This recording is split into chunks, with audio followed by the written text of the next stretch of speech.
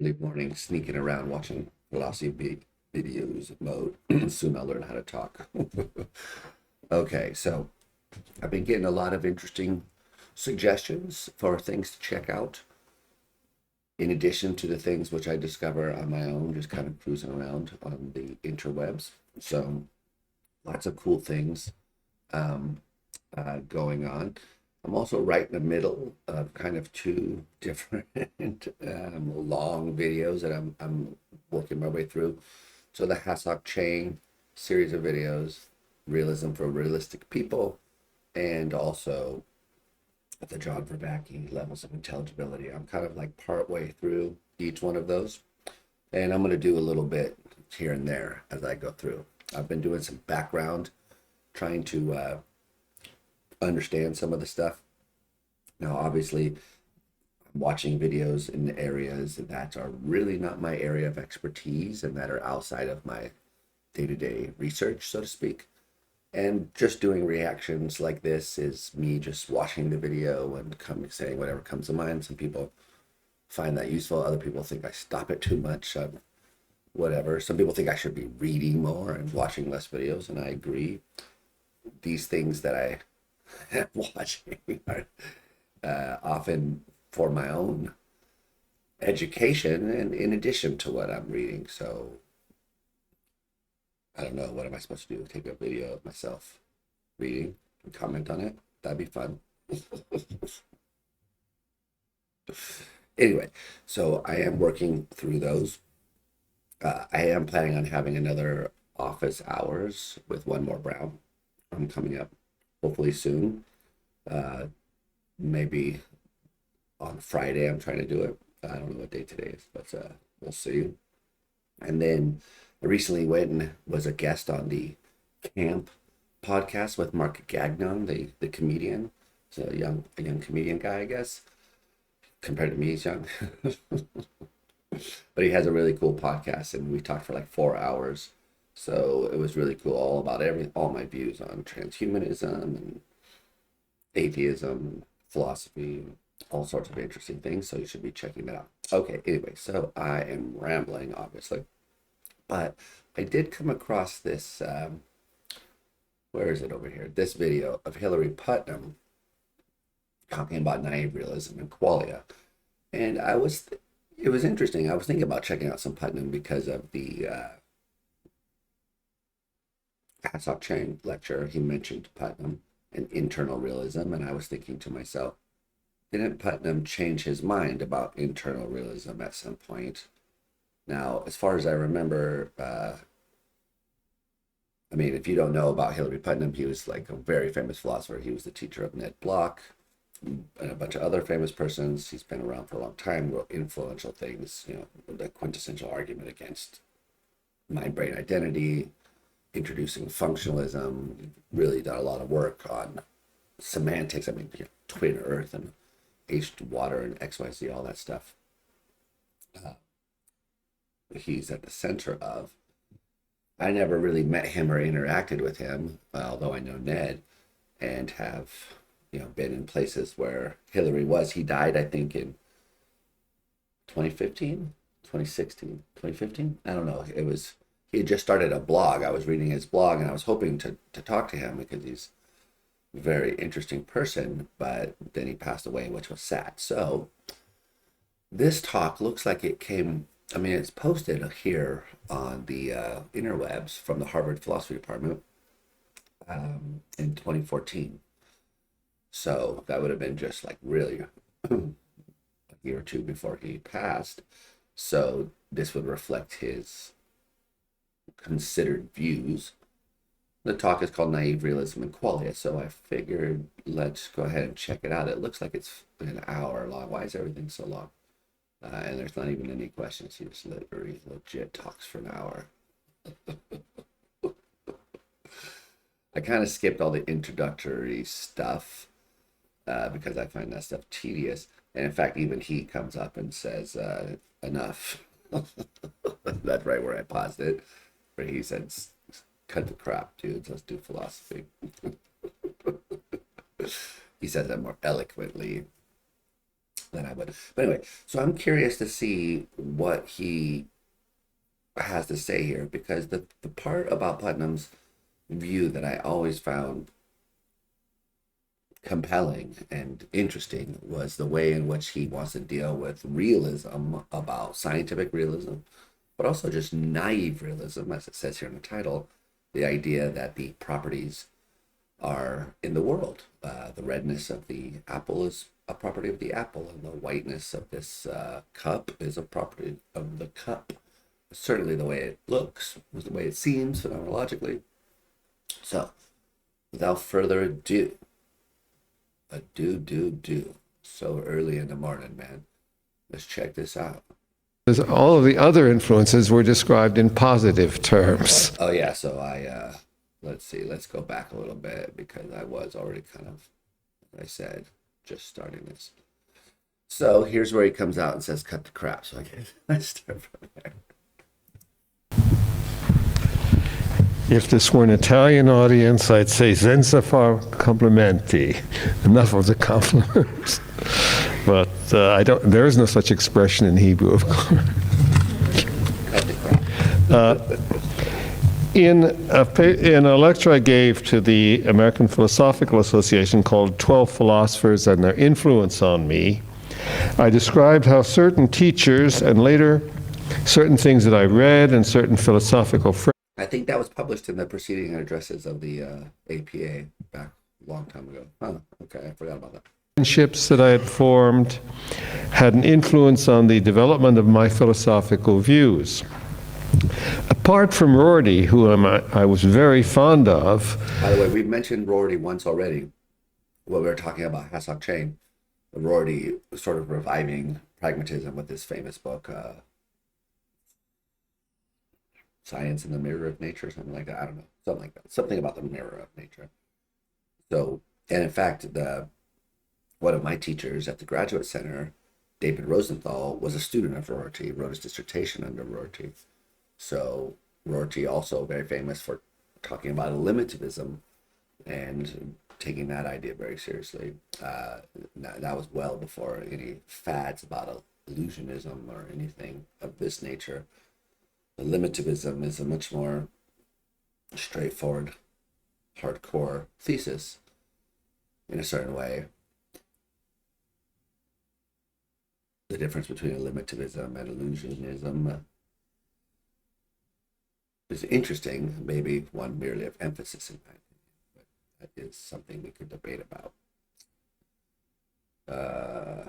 Okay, interesting. So Rorty, yes, very cool. But whose impact I described as, quotes, inspiring me to refute his account of pragmatism, unquotes.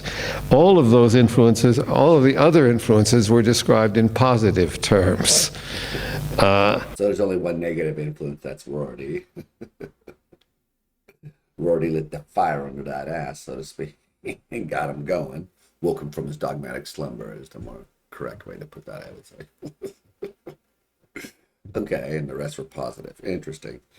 One of his influences has got to be Ned Block, because even though Ned was a student of Putnam's, I would say Putnam was very influenced by Ned's talk about phenomenal consciousness and thinking about externalism and how to deal with representationalism in terms fit phenomenal consciousness into like externalist representationalism, basically. So I wonder if that's what we're going to be. Yeah, obviously that's what this talk is about, naive realism, the idea that the properties of red are out there in the world, but qualia are supposed to be somehow that the properties of redness is mental. The mental quality of redness, the thing which could be there in a dream or hallucination or a mental image of the apple, as opposed to me veridically or correctly in correct circumstances seeing the apple in the environment. So, yeah, interesting. It seems like this is, in a way, you could think of as something that's in the background of a lot of Putnam's work, this tension between the ordinary common sense view that the stuff is out there and the more scientifically informed, maybe even philosophically informed, or at least philosophically inspired challenge that those things have got to be in here. And trying to balance those in a very interesting way. Okay, and this is something that you can still find philosophers doing. So, and I think in the work of like Adam Pouts and John Campbell, these other people were still wrestling with these ideas. Naive realism has not gone away. Okay. If that lecture had to be given today rather than in 2007 as it was, a 13th philosopher would be added, Ned Block. And of course, in the Jewish tradition, 13 is not an unlucky number. Therapy, for me, came at a time that was really pivotal. Becoming a new father, I needed more support. Cool, bro. Okay, so yeah, funny. That's just what I was saying. I swear I don't watch these before. So if I do, I say it. I call it a review. If I say it's a reaction, that means the first time I've seen this. As I was rambling out about the beginning, people say I should prepare more and take notes and do reviews or something like that instead of reactions. That's fine, but sometimes I do, but I often don't have the time or the inclination to do something so serious since YouTube. I'm just trying to kill time before the kids wake up. Anyway, okay, so he mentioned Ned Block so he did not mention him in that 2007 lecture. Interesting. Okay. All of the other influences were described in positive terms. If that lecture had to be given today rather than in 2007 as it was, a 13th philosopher would be added, Ned Block. And of course, in the Jewish tradition, 13 is not an unlucky number. 13 is the number of attributes of God. I learned from William James that the reason that the Christian superstition is that 13 is unlucky is that there were 13 at the Last Supper.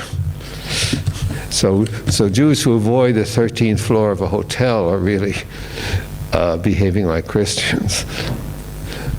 Yeah, shots fired.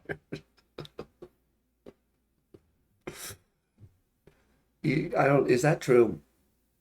As far as I know about the unluckiness of 13, it has many different origins and myths surrounding why people consider it to be unlucky.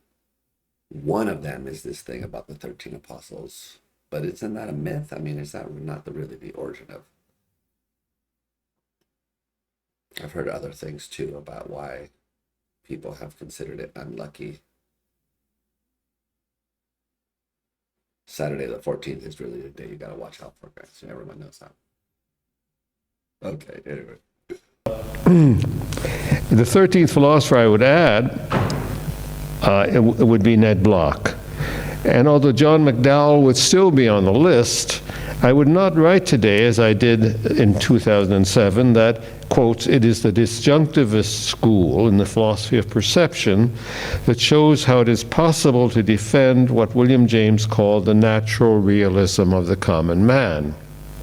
Interesting. So Campbell, I think I just mentioned a second ago, the disjunctivism is a view in the philosophy of perception that in the ordinary case, when you're looking at the apple, it's the apple itself that has the redness. The redness of the apple is a property of the external object, the apple, and your awareness of it is somehow a relation to that property.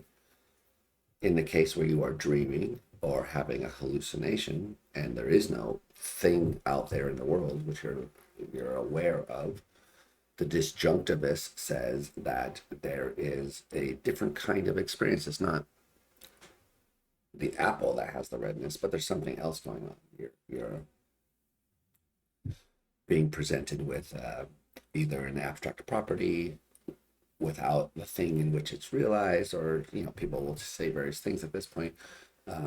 But so he was defending, he's saying, disjunctivism as a way to take common sense seriously, but now he's going to reject that.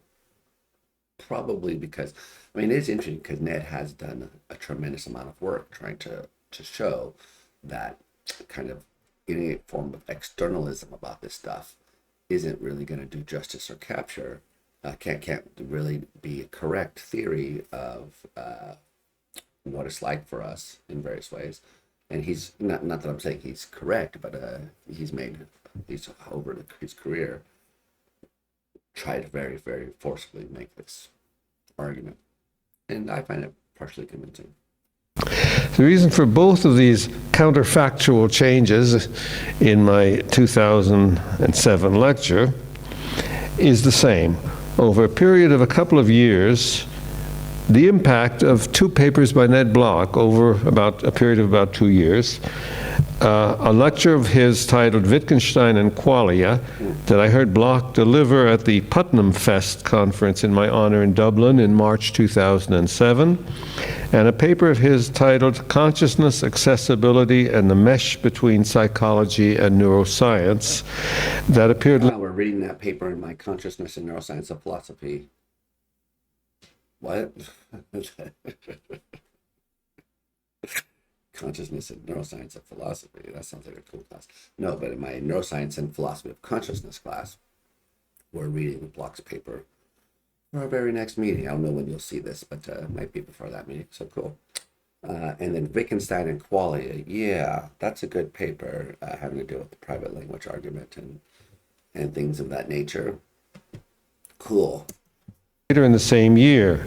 You can find both of these papers, I believe, on his website at New York University.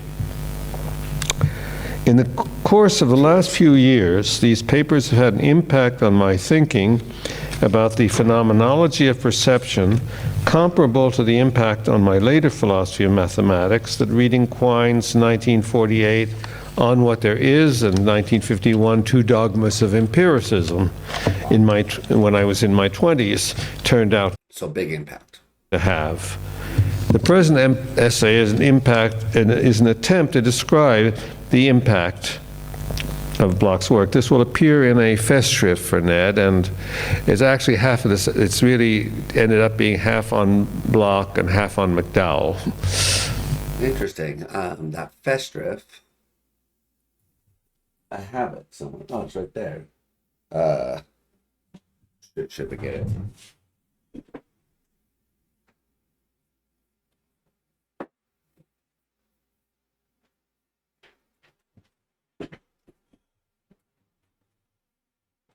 This is kind of not really the point, obviously, but it is a cool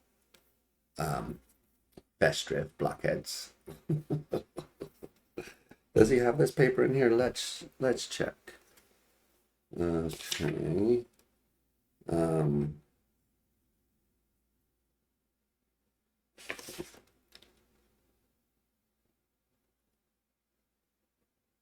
I don't see it. Oh, there it is. Naive Realism and Qualia. Oh. Naive Realism is in quotes here, though. And it also has a response from Block, Concepts and Percepts. Very interesting. That is what's cool about this book is there's a response from Ned in each case. I'm also very happy that I have a paper in here with Hakuan Lau on the Emperor's New Phenomenology papers in here, which really they invited Hakuan to be a part of because Hakuan and Ned were friends at the time. Maybe they still are, I don't know. But they invited Hakuan to contribute to the book, and Hakuan invited me to write with him. So that's how I got in the picture. So I do have a paper in there, but really I shouldn't be in there. There's no way I should be in a Festschrift for Ned. But anyway, so interesting that paper was in there, which means I must have read it. But I don't really remember. Oh, well. Interesting. Okay. So this first section, I'll read the section titles because I think to help to orient you, especially since there's no PowerPoint. The first section is called, Is Sameness Well Defined in the Case of Qualia? Block's paper, Wittgenstein and Qualia, did not immediately convince me, however. One of its